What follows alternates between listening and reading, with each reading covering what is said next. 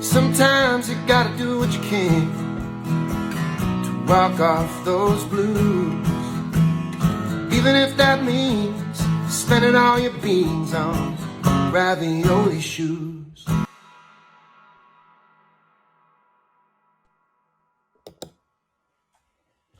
Hey everyone, this is John Mayer, using Clubhouse for maybe the second or third time, but this time feels the most useful. I am going to play for you my new album, Sob Rock, and I'm going to hang for a bit and talk a little bit about the songs. It is release night, and I am excited. So a disclaimer, an excited artist, the night their record comes out, might not be all that mindful about sounding conceited. I am just purely excited about the work that I've done, and even more excited that you get to hear it. You ever felt like after you send an email to someone and it goes whoosh, you have to read it back immediately because now it's in their hands and you need to hear it or read it for the first time, knowing that it's now in their inbox? That's how I've been listening to my own record, knowing that it's what you were going to hear.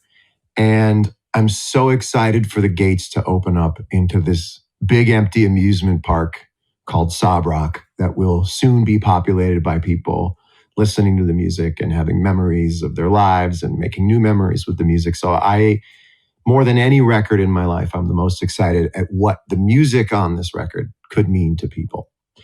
So let's start with the first single off the record, which is actually the first track on the record. You may have heard it already. It's called Last Train Home, and it goes like this. How good is Maren Morris? How good is Maren Morris? That's Maren at the end of that song. She also makes an appearance in a couple other spots on the record we'll get to. The fun part here is that if I were normally doing something where I was sort of DJing my own record, I'd sit down and just do the stuff in between the songs and let them load it in. But I can't do that because it's Clubhouse.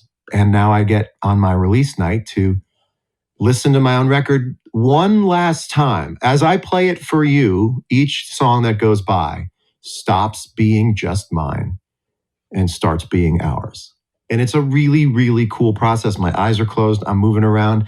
And like I said before, I'm new to use the before. I'm watching you read the email. And it is really, really fun. Someone told me that song reminded them a lot of a John Hughes soundtrack, and I take that as the highest compliment. John Hughes was a brilliant director from the 80s, made some seminal films, and the music in his films were always really, even in Planes, Trains, and Automobiles, they were really, really stirring because the music was scored so well in the scenes. And so I take that as a very high compliment. Let's move on to the second song now. This would be the first thing you haven't heard in terms of what's been released so far. Now, Last Train Home is certainly this homage to a certain kind of bubbly fun from the later 80s. And I think the reason this song comes up the way it does in the track sequence is because I wanted to really let it be known that it's still me. I'm still here.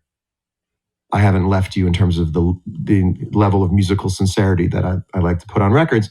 This is a song called Shouldn't Matter, But It Does, and it is about growing up, maturing, putting things behind you in a thoughtful way, but every once in a while taking it out and playing with the thought of why didn't that work out? And when you're younger, your emotions are a lot more histrionic and far out and fiery.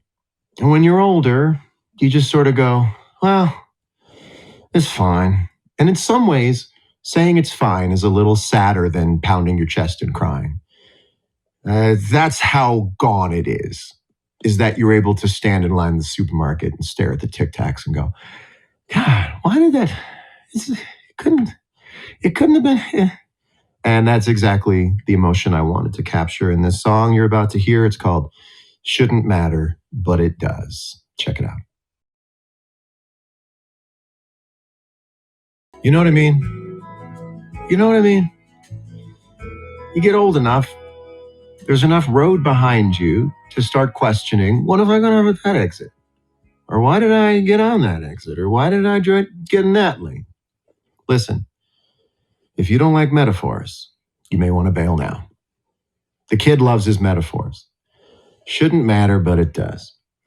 That song was recorded live, and for you tech nuts, you can hear the phasing of the microphone as I move my head as I sing. Shouldn't be. That thing happens because I've got an acoustic mic and a vocal mic, and it's performed live, which means you can't auto-tune, you see?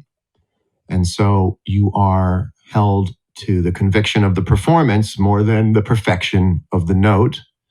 And I'll be driving in the car listening to this song, hearing myself go, shouldn't matter, but it does. I'll go, does, and I'll move it in my head, even though it's sharp. But maybe I'm the only one who knows it's sharp. But ain't love sharp sometimes? That was a seg. We're going to go into the third song, which is the first song that's ever released for this record back in 2018. You can do that, you know.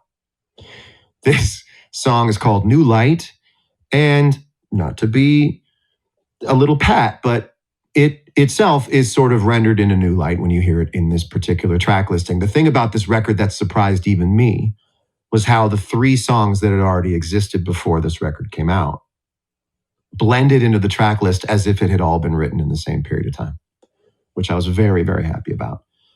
This is one of those songs that if you're an artist, you'll know what I mean when I say I got no problem with this song. I got a problem with a lot of songs that come out of mine. I got no problem with this song. The song comes on, I go, yup. And that's where you want to get to in a career, is where you're making the kind of work that you can modify it and work on it and get it to the point where once it comes out, you go, yup. It's such a cool, interesting sonic palette for this song, too. A lot of low-end, fuzzy, cool, kind of sneaky little things happening in this song. Hear it again for the first time. It's New Light. I dance like I danced in the New Light video because I danced like that when I was making this record. For some reason, this song makes me dance in a way that's most kinesthetically comfortable to me. The way that I want to dance to this song might not be all that pretty to other people, but you know when you dance in a way that's honest to yourself and it makes you really, really happy? It's a lot of shoulders. I got broad shoulders and I really lean in with them on this song. As I was listening back to that, I was thinking it had the low end, it has a little bit of say in it, you know, Paul McCartney and Michael Jackson. It's got a little say what you want. It's got a little bit of and then it's also got, to me, a little bit of Break My Stride by Matthew Wilder. Ain't nobody gonna break my stride. Nobody gonna hold me down. Oh no. Which might be the single most visceral, sentimental song from my childhood. I just remember listening to Break My Stride. Last night I had the strangest dream. All these really interesting melodic things with all sort of really straight drum track, I think is what created New Light and what made me feel like, oh, I'm really plugging into a childlike thing here musically. That leads us into the next song, which to me is definitely the sort of pièce de résistance of the record in terms of the mischief and the bravery a little bit and the going for it. A little bit of fear, people going to understand what I mean, but also a lot of conviction that this is what I mean. So I'm going to tell you, this song is called Why You No Love Me. And I've heard people already, wow, there's a lot of people in this room. There's a lot of people watching this.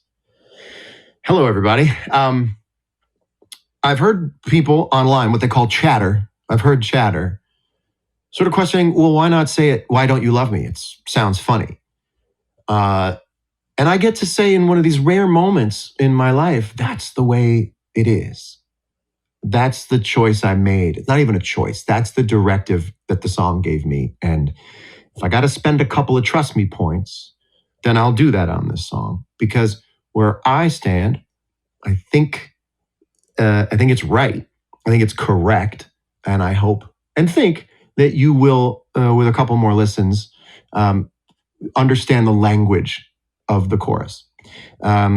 It is called Why You No Love Me. It's got as many moving parts as you can fit into a song. It reminds me of a time in my life before real rational thought and just being a kid taking in the world in all of its way too tall glory. The end of the 1970s, the beginning of the 1980s, my grandfather's Chevy Nova, the first microwave I ever saw in my life, watching a marshmallow get big at my grandma's house and falling asleep in the back of a car and listening to the music as it enters your skull when you're in this half asleep state as a 5-year-old. This is where this song sort of brought me. And I really did a lot of laughing when the song was being made musically, and I really did a lot of sort of crying when it came to the lyrical aspect of it. And I think that to me is the mission statement of Sob Rock. How can a song this like sappy have lyrics that are like, wait a minute, I'm not sure that you want to be this honest, John. Like, what are you doing? And there's something about that collision of the lyrical honesty and the white linen on the beach kind of, I mean, it is kind of my take on a yacht rock song, except I went, what if we just made the lyrics like a wrecking ball? And I really want you to enjoy it. It's the best I can ever do as a writer and a musician and a producer. It's as good as I'm going to get so far, I think. It's called Why You No Love Me. Check it out.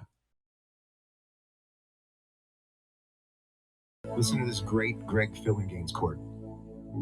Oh, my goodness. That's Why You No Love Me. And that was actually the reason I reached out to Maren Morris, who is on this track, and I'll explain how. I reached out to Maren because I heard this vocal on this song that I couldn't get to myself. So when I sing falsetto, because I have a very limited range, why you no love me, it's missing a tone because I'm singing in head voice, what's called head voice. And I knew from experience, I had done a song before called All We Ever Do Is Say Goodbye. And I was singing all the top parts. All we ever do is say goodbye. And it doesn't quite cut. And I went, I don't want to have that experience again. Man, who could do that high note? Maren Morris could do that high note because she destroys me when she sings. She's got that thing. So Maren came in to do Why You No Love Me. I sent it to her. I said, I hear you on this track. And what was so great about it is that what you hear on the final version of the song you just heard, is the both of us doing this one voice together. And if you take her out, it's just this kind of empty falsetto I'm doing. But when she goes in, she's like the solid center of the note, and I'm the airy candy coating of the note. And together, it's like this singer that doesn't quite exist. And the selflessness of being as big an artist as Maren Morris and coming in, it's almost like being a great actor and coming in and dressing in a tennis ball suit and a green screen and not even being seen on the screen as yourself. And she's not quite heard as Maren Morris, the fantastic pop country singer. She's helping me make this sound of a singer that I can't get to and add so much depth and feeling to the song because of it. And I'm really, really proud that she wanted to be on it, that she is on it, and that she's singing on a record that way and that selfless a way to contribute to this sound that when you hear it, you just go, man, I don't know what that is, but it sure is something. And I still don't know what that is. I still don't know what Why You No Love Me is. I was listening to it. I was going, is this a little I Just Called to Say I Love You? I remember growing up, 1985, I Just Called to Say I Love You was on. And that's all I loved. It would just come on every time. I'd go, yes. And the ending of this song is, for musos out there, is flat 6, flat 7, 1. If one is da, flat 6, flat 7, 1, for an ending is da, na, na, which is really of my heart, baby of my heart, which is the end of I Just Called to Say I Love You. And I think I put it there at the end of this song as an homage to Stevie Wonder's I Just Called to Say I Love You. I just remember growing up and hearing that song and just feeling so enveloped by it. And so that really was, when I wrote that song, I went, oh, this is sort of, sometimes I call a song a sperm donor for a record.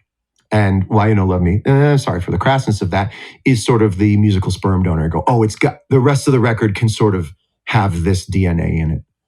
And that's Why You Know Love Me. So thank you, Maren. This next song was known for most of the recording session as August 6th. It was called August 6th because it didn't have a name. It didn't have any words. It was just this track that was really hypnotic and cool. And I hoped I was going to be able to write lyrics for. And in true me fashion, I pulled it out in the 11th hour and really, really fought. Like I would spend every weekend at my kitchen table with a little Pro Tools rig and a microphone and headphones and try to crack this song because I wanted the music so badly. And I have a very long track record of losing the music because I couldn't find the lyrics.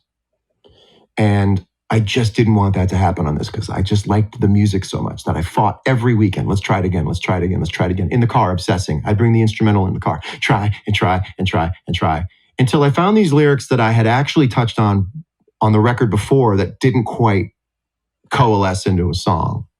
And this, let this be a lesson to you writers. Sometimes going back into the semi-used bin is extremely useful.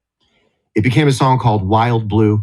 I recorded the vocals for this song in my bedroom because COVID was at such a peak of threat in Los Angeles that it didn't even feel safe to be in a recording studio. So we moved a very, very skeleton crew into my house and worked outside under a tent. And I was in the bedroom as if it were an ISO booth for singing.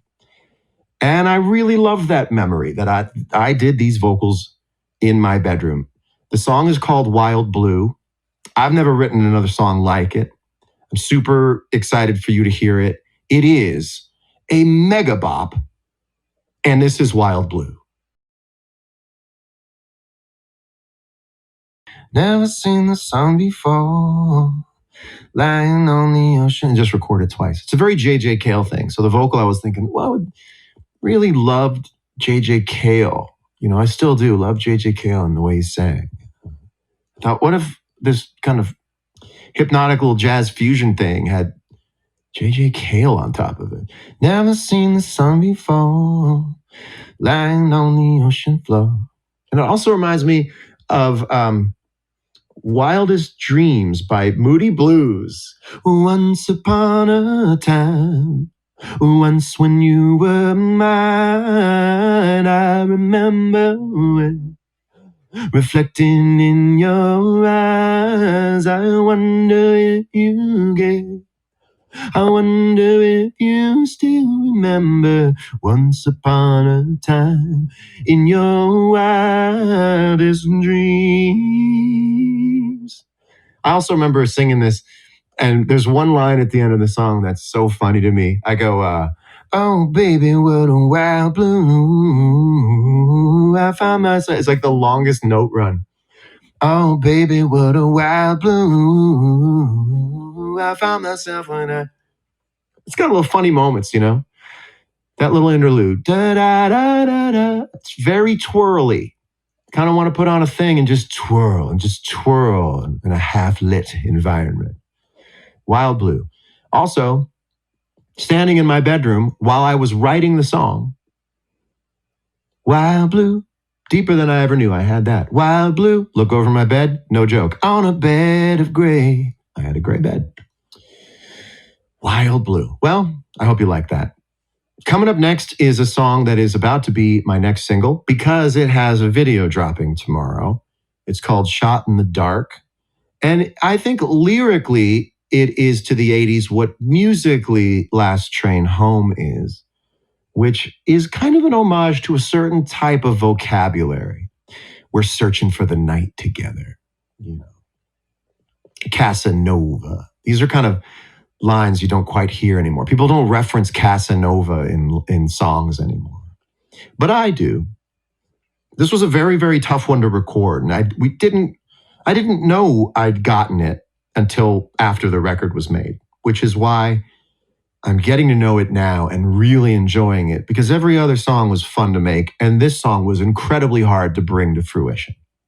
I remember thinking to myself, having a hit with this song, in quotes, would be just getting this song on the record. I just want to be able to lift this song up, this heavy little thing, just up enough to get it onto the truck. Good or bad, it's got to be good enough to just make the record. Not everyone has to be a star athlete on this list, but let's just please, I love this song. I really want it to work. And I would have killed it. As we do as producers and writers and creators, we sometimes look at things and go, look, you had a lot of potential, but I got to let you go. And I just didn't want to do that. Now, what's the anatomy of my disappointment with Shot in the Dark as I was making it? Because now I really, really, really like it. It's the next single. So that shows you how much I like it.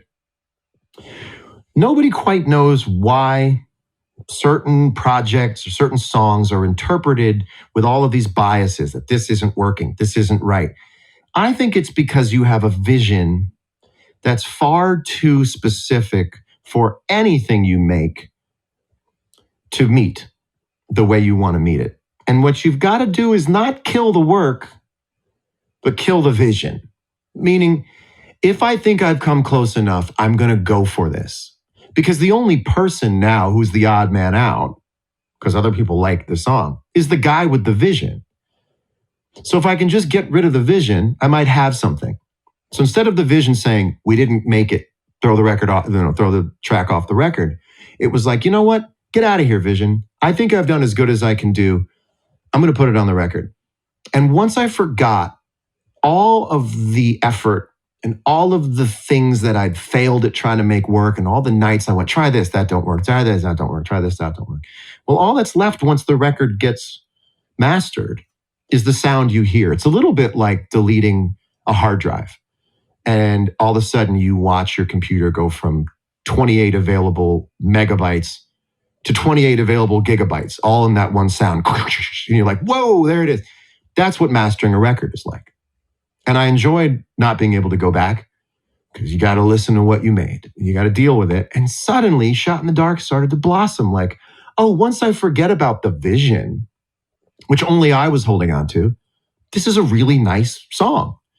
And it's the one I enjoy the most as we speak because I spent the least time liking it while I was making it. So it's sort of like meeting a grown son. It's like meeting, hello, son. Let's just get to know each other. Let's go get a milkshake. So that's sort of the one I put on in the car a lot right now because I'm still getting to know it. Now I get to go like, wow, you're my song, aren't you? And yes, it is. And that was, listen to me prattling on. You didn't come here to hear me talk. What is this, Clubhouse? Yes, it is Clubhouse. Oh, okay. So I can keep talking. This song is called Shot in the Dark. We really hope you enjoy it. My wife and I. Shot in the Dark. And again, there's Maren Morris, seemingly used sparingly, but really to great effect because of her doing these, these do background things that is so glaringly feminine in a way that obviously I can't quite get to. And the presence of that spirit all of a sudden at the end of that song, for me, is one of my favorite moments on the whole record. So again, I got to tell you, for Maren Morris to come in the studio and we put a song up and she goes, do. And I go, that's going to be incredible. I mean, I just felt like she's so overqualified for that. But the effect that it gives is, I think, so beautiful. And so that's Shot in the Dark. And I'll be very, very intrigued to know what people think about it, especially the video, which continues on with the Sob Rock theme for sure. Now we go into some music that's been out for just a little bit. And interesting after what's happened the last year and a half or so, how the tenor of the song has changed. I guess, things going wrong is an evergreen prospect. But it ends with hope, as all my songs try to. And it's called I Guess I Just Feel Like. And here it is. A throaty tone, a throaty guitar tone. I guess I just felt like giving up today. Past tense. Felt like means you don't feel like it anymore. I like writing songs that have open-mindedness, like in Shouldn't Matter, But It Does. I was thinking as it was playing.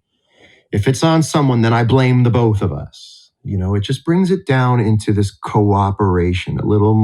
I like ending songs emotionally well adjusted. You know, like you say whatever you want to say in the last verse, just go, listen to me just going on. Everything's fine. I'm just talking shit. That was, I guess I just feel like. And now we get into a song that I just had so much fun writing. There's these really interesting little moments that come around in this song that, you know, the mission statement of this record is if it makes you giggle, you may want to think about including it in the record, because giggling is what you do when you think to yourself, I can't do that. It's a nervous giggle. I can't do that. Well, I think if you're writing something, writers of the world, and you giggle, pay attention to what you giggle to, because it just might be something fresh coming out of you that your response is a little uncomfortable to because you've never felt that or heard that come out or seen that come out. And so I just followed the giggles on this record. And this is interesting. Someone who heard this song said, wow, you're speaking for a lot of people. And I went, wait a minute, this is just about me. When I was writing the song, I haven't played it for anyone. And I just was like, this is how I feel. And I normally think that I'm writing in some way to sort of sum up how other people feel too, some people. But it was such a direct feeling as to what my life is like. I never thought that it's how other people felt, which was really, really cool to find out that some people share this sentiment. It is a reasoning as to why you haven't settled down yet. And it is really cathartic to say to somebody, like people say to me, because you don't want to have kids. I go, what are you talking about? Well, you don't want to get married and have kids. What do you mean I don't? Of course I do. And this is sort of my putting my foot down going, let me explain to you why it's still just me. Because the answer is really hopeful. You might have a really hopeful reason why it's just you right now. I sure do. And that reason is laid out for you right here, right now, in a song called Till the Right One Comes. Shout out to Kurt Schneider, the engineer for this song, who, when I said I wanted a guitar lick at the end, took it from the solo, copied and pasted. I went, that's genius. That was a cool move. That actually is the solo. Put it at the end of the song to just be a coda of itself, which is really cool. And the ending I sort of visualize as like, again, we end on a hopeful note. Who's there knocking at my door? See, it does go my way. Of course, it's a fantasy in this song still. And I feel like the end of this song is the end of a movie when they used to, or Looney Tunes, you know, when they used to take the screen, it would just be this black circle going down, down, down until you see the person almost disappear in it. And then boop, they're gone as they walk off into the sunset. Till the right one comes. This next song is one you may have heard before, but not the way it exists on this record. I keep thinking about George Lucas and his going back into the Star Wars films and retouching them. I did that for the first time in my career, I think. I've remixed a couple of songs, but they were known to be remixed. This is a song called Carry Me Away that I knew could use a little extra music on it. I kind of knew when I put it out. I tell people when it comes to this record, Sob Rock, the album, I go, well, I can't tell you it's great, but I would have known by now if it was terrible. And I kind of knew when Carry Me Away came out that it wasn't what it could be. And that's to an artist is the same thing as it being terrible. Because it's a terrible feeling to put something out that you know could have been different or better. We all got to deal with it. I just knew pretty quickly, went, oh, that really left the garage quite quickly. Now it's on the racetrack. And like I said, metaphors, you know. That's a NASCAR metaphor. That might be the first time I've ever gone for that. And I call that progress. But I knew I wanted to go back and write this feeling that had been in my chest for a couple of years where I knew I could get more music out of it.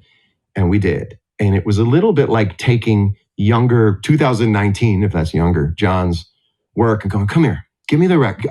Give me the record. What do you have? Just let go. It just needs that and that and that. Let's just do that and that and that. And to hear it come back through the speakers with that fully fleshed out sound, I was like, this is full circle. I can finally put away this incomplete feeling of not having closure on the song. And it is called Carry Me Away. And now I think its potential to carry you away is fully realized.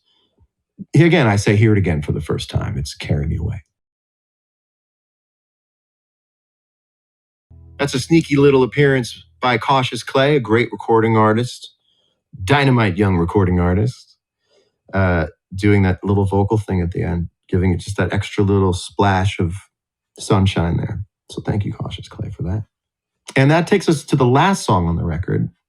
And before we get there, I just want to thank you so much, if you're still here listening, for sticking with me and to wake up and be 20 years into a career and still feel incredibly excited to create things, to both make them, which I need to do, but also watch you discover them. It's the coolest job on earth. So thank you for the job security of continuing to dig what I do.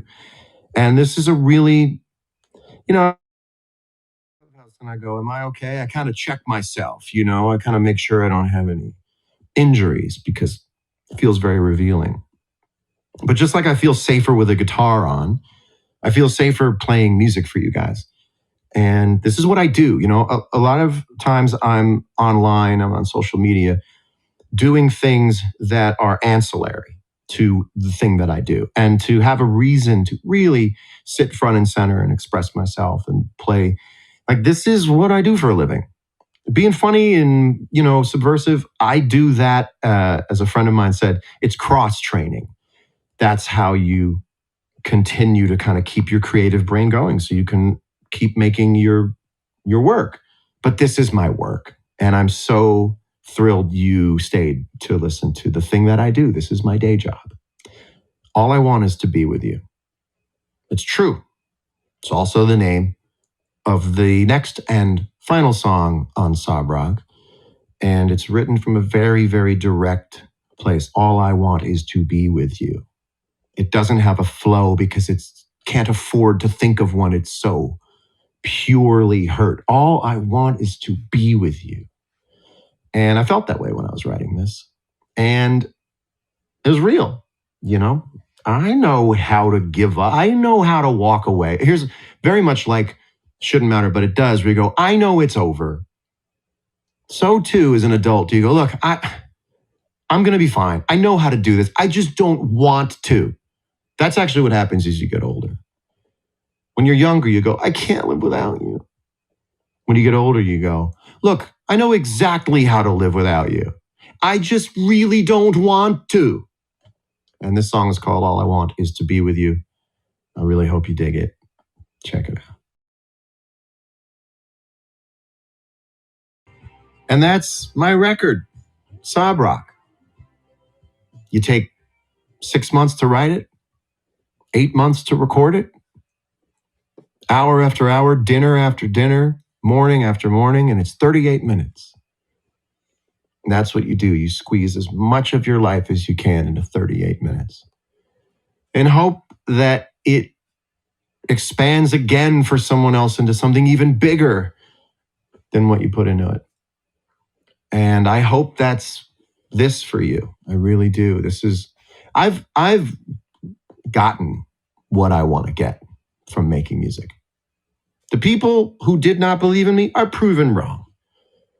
The place I want to live, I live there. I get to buy a guitar, I'll buy a guitar. Those things are squared away. Where I'm at now is, where can I take you? I'm not kidding. Like, where can I be responsible for taking you? Being the reason you had a happy thought. Turns out that's what I like the most. Of course, it's nice to have a house to feel that in.